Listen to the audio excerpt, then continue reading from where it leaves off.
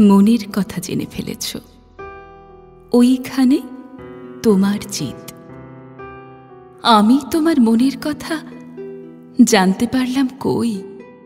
আপন অন্তরের অগাধ রহস্যে বসে আছো অমাবস্যার করপুটে, দ্বিতীয়ার চন্দ্রকলাটির মতো। ঠিক এতটুকু আলো, যাতে দেখা না দিয়েও দেখতে পারো অনায়াসে। সত্যি তোমায় জানতে পারলাম কই? যদি বলি তোমায় ভালোবাসি, তুমি হাসো।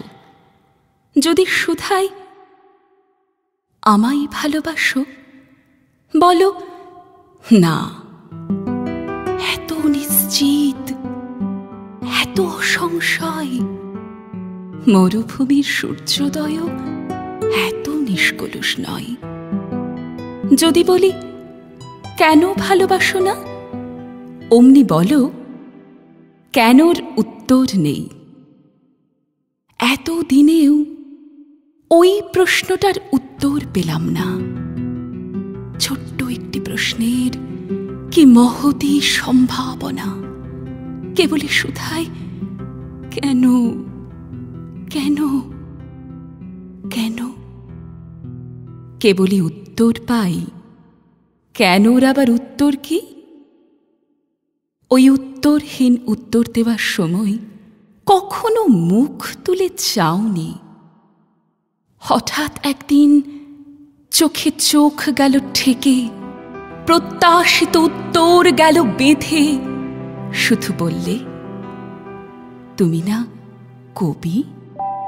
বললে কবিরা নাকি অন্তর্যামী? না গো না। তবে আমিও বলি আমি কবি নই, শিল্পী নই, আমি অন্তর্যামী নই। আমি মনের কথা মুখে শুনতে চাই, মনের কথাটাকে দেখতে চাই। তোমার দুই চোখে প্রস্ফুটিত মানস সরোবরের অন্তর্ভেদী উদ্গত উদ্ধত পূর্ণায়ত পদ্মটির মতো আমি মনের কথাকে দেখতে চাই।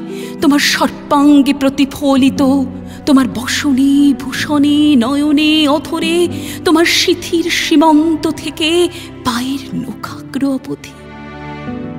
সূর্যকিরণে কচি নারকেল গুচ্ছ যেমন চোখ ঝলসিয়ে দিতে থাকে, তেমনি প্রসারিত পদ্মপত্রের মসৃণ নীলিমায় সেই কথাটি টলমল করে উঠুক।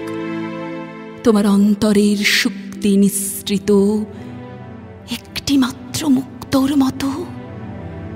বলো, বলো, বলো।